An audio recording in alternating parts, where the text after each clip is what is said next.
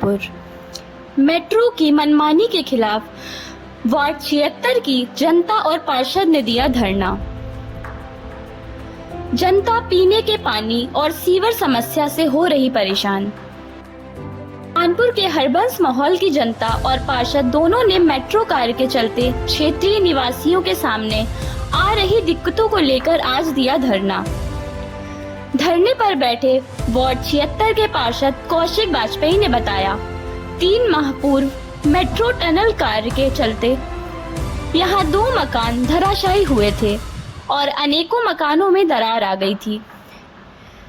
दर के मकानों को लोहे के एंगल लगाकर दरारों को आगे बढ़ने से रोक दिया गया था, लेकिन आज भी यथावत लोहे के एंगल लगे हुए हैं। उन मकानों में आगे कोई भी कार्य नहीं हुआ है। इसके अलावा क्षेत्र में पीने के पानी की 3 बोरिंग करवाने की बात भी मेट्रो प्रशासन की तरफ से कही गई थी। साथी भारतीय जनता पार्टी के नेता बन्नू तिवारी जी, साथी हमारे पिंटू श्रीवास्तव जी जो हमारे दानापुर वार्ड के प्रत्याशी भी कई बार रहे। क्षतिग्रस्त सीवर लाइन दोबारा डाली जानी थी, जिसे नगर निगम के तय मानकों के विपरीत डाला जा रहा है, जिसकी शिकायत भी उन्होंने समय समय पर नगर निगम, क्षेत्रीय विधायक और मेट्रो के उच्चाधिकारियों को दी है, लेकिन कहीं भी कोई सुनवाई नहीं हुई है।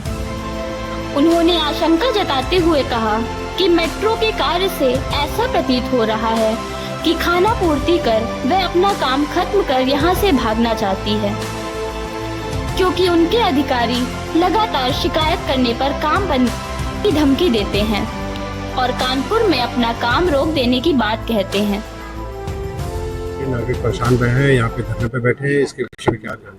देखिए, हम लोग लंबे समय से सरकार का, प्रशासन का और मेट्रो के अधिकारियों का ध्यान आकर्षित कर रहे हैं।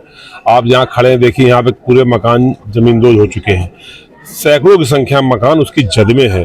आज गिरेंगे या कल गिरेंगे, किसी होने वाली बरसात में गिरेंगे, भूकंप के हल्के से झटके में गिर जाएंगे। और अभी प्रभु कृपा से जान की हानि नहीं हुई, माल की हानि हुई है और कोई दिन होगा जब जान की भी हानि होगी।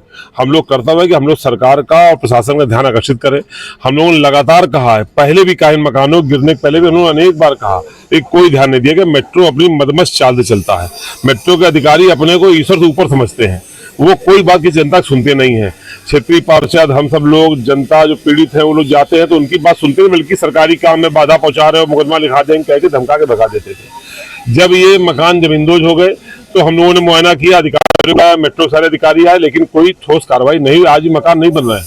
हमारे शहर की सीवर लाइनें चौक पड़ी, पाइप लाइनें चौक पड़ी हैं, पीने के पानी की दिक्कत हो रखी, लेकिन मेट्रो कोई ध्यान नहीं दे रहा।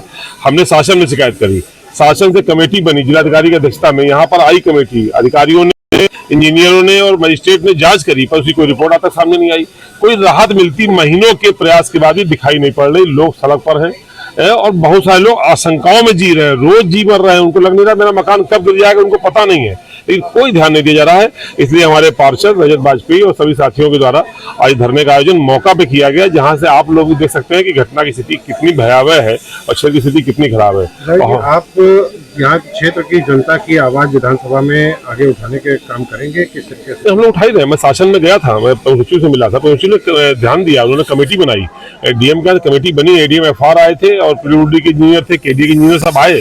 उसकी रिपोर्ट क्या हुआ पता नहीं चला। मेट्रो यहाँ तामाशाही जारी रखे है। यहाँ मौके पर सीवर लाइन में भी परसों लिया बाजार में खड़ा था, पूरी सीवर लाइनें चौक है, मेट्रो के सीमेंट भरी है उसके अंदर, बताइए क्या करूं।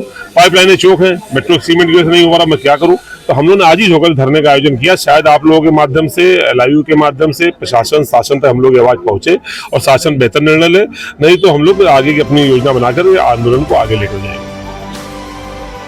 लेकिन इस बात का कोई जवाब नहीं दे रहा है कि लोगों के बने बनाए आशियानों को तोड़ने के बाद उसके सर से छत कब आएगी। वह अपनी जिम्मेदारी से कैसे मुकर सकते हैं।